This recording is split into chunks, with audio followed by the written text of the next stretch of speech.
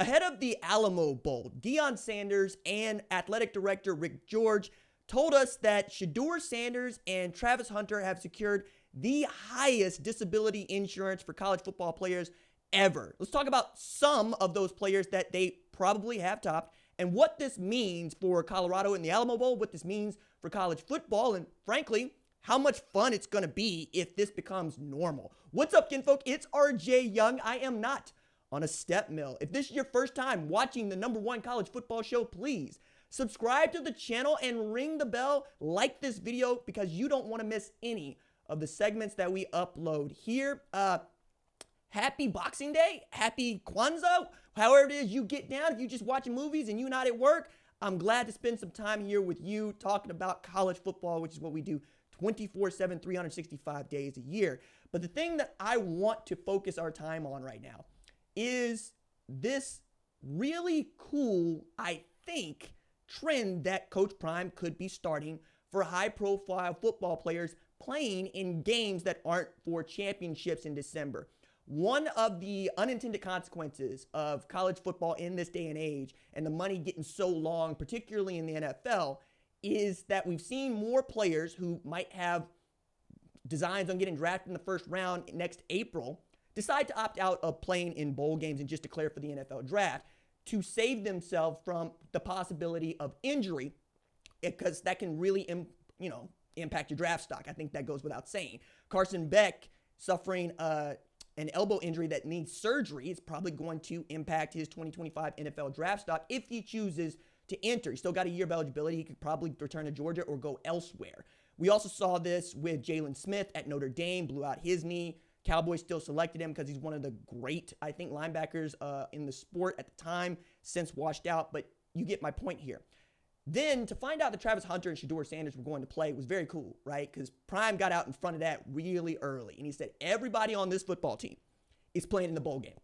Not doing no opt-outs. We finish what we start, which is a very strong stance to have. And frankly, not one a lot of college football coaches can enforce. It's really just him right now and those teams that are playing in the college football playoff because they're playing for national championships. And even then, you've had some high-profile players elect to enter the transfer portal because they might not have a space to play next year on this college football playoff team. Bo Pribula is Pribula. My bad, Bo. Bo Pribula has since committed to transfer to Missouri. He didn't want to enter the transfer portal because Penn State is very much in the hunt to win a national championship this year. We saw this with Malik Murphy last year, who's backup quarterback at Texas. He needed to enter the transfer portal as they were trying to make their way to the national championship game, ends up at Duke. But now we have the Heisman Trophy winner in Travis Hunter, who is choosing to play in this bowl game after recording over 1,100 yards receiving, 92 catches, 14 touchdown catches, and 4 interceptions, forced fumble in there. He's the greatest college football player, I think, of this generation, given what he's done from a production standpoint.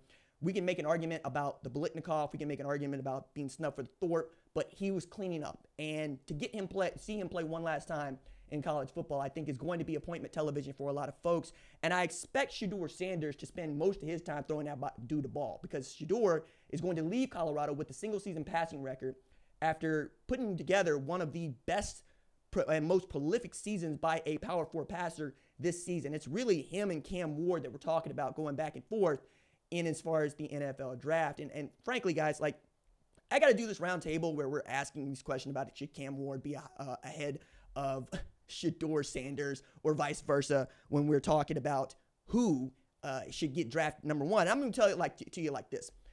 You're an idiot if you do not select one of them. If you got the chance to get one, get him. But whoever you don't take, I will. That's what I'm thinking about if I'm an NFL team. You take Shedeur Sanders, I'm taking Cam Ward. You take Cam Ward, I'm taking Shedeur Sanders. There are things to like about both. Do you want a fixer and field general on the field for you? Then take Shedeur. If you want a playmaker in the pocket, then take Cam. It's the same damn thing. Do you want the guy that put up 41 on a Florida team that showed what it was later in the season? Or do you want the guy that led Colorado to a top 25 ranking, 9 wins, probably get to their 10th win if they get a win against BYU for just the first time since 2016? And frankly, I do this one at every freaking level. Like, I think this is an asinine and stupid conversation to have right now because, yeah, there's popularity that I think comes with Shedeur as his family is, his daddy is one of the greatest athletes that this universe has ever seen. And frankly, he's one of the better quarterbacks. There's just lots to pull out here. But you want a dude that played high school football in the crucible and cauldron that is Texas? Cool. Take one, take the other, right? They both did that. Do you want a guy that played FCS and then made it to Power 4 and then made a name for himself there? Cool. Take either one of them. I think it's ridiculous. Now, I realize that some people are going to be down with two, and some people are just going to be down with Cam. I'm here to say I love watching both play, and I'm going to watch both play because they are outstanding. But the idea that we could get disability insurance for these two players is also meeting a high bar, because I don't think that everybody would like to take out disability insurance because frankly, you got to pay for that. So whatever it is you're paying also needs to be able to, be paid out, sometimes tenfold. But when you're talking about what the number is for each one of these guys, which is the subject of this particular segment, they're keeping good company. Like, the players that they are keeping company with include USC wide receiver Marquise Lee, Teddy Bridgewater when he was at Louisville, Isaiah Austin, basketball player, when he was at Baylor, Sam Bradford, who won the Heisman Trophy in 2008, blew out his shoulder, Jameis Winston, also outstanding player at Florida State, Johnny Manziel, Heisman Trophy winner, Marcus Lattimore, that was the one that really got me, because that was not a guy that was going to win the Heisman Trophy, but was still able to secure what I thought was a pretty big number for disability insurance. And then Jadeveon Clowney, who might be one of the most freakish, is one of the most freakish athletes that we ever seen play football. I mean, Vincent Smith is forever on a poster for what Jadeveon Clowney, with the tackle for loss, the fumble, and the recovery, all in one hit. Just massive what he did at South Carolina. But none of these policies that these guys have received has been more than $10 million. As a matter of fact, we're talking about Marquise Lee, who got a $10 million policy, $5 million for disability insurance, another $5 million for loss of value. And we got to see $10 million for Teddy Bridgewater, who's playing the position of quarterback, and estimated that he paid as much as about $80,000 for that policy, if you're asking how much it might cost to get something like this. So I would figure it's about $100,000 to $120,000, $150,000 for the policy that both Shedeur and Travis need to take out. Sam Bradford, famously, again, $10 million for his policy in 2010. He was selected number 1 overall by the St. Louis Rams, RIP. Johnny Manziel got $5 million in disability insurance. And these numbers are coming from LSM Insurance. If you want to go check these out yourself, I think it's a really interesting story to keep track of. And then Jadeveon Clowney, he got $5 million in disability insurance. And, of course, he went number 1 overall in 2014 in the NFL draft. Usually this is just easy money, what I'm saying, for the insurers, because these players are very well taken care of. Like, that's the other thing. Like, I mean, Travis Hunter uses a hyperbaric chamber to recover. That's not a cheap purchase, Also, you're getting top-of-the-line, frankly, state-of-the-art care for rehab and rehabilitation and rest and recovery. I think that also, as you get to see these policies, doled out in the name, image, and likeness era, that might be baked into the deal. And that's why I think this could be a cool trend.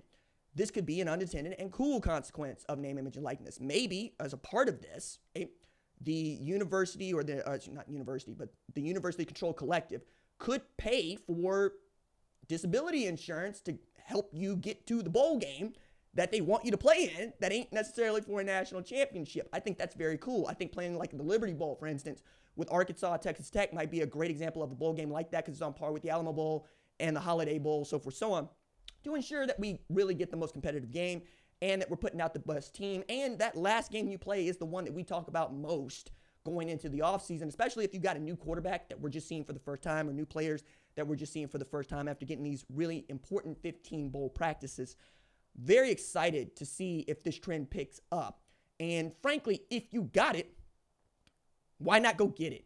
Cover yourself, go play football, go have a good time, knowing that if something does happen, you are not risking your future in quite the same way, because you'll have this nice 7-figure check, we hope, paid out by insurers for just that purpose.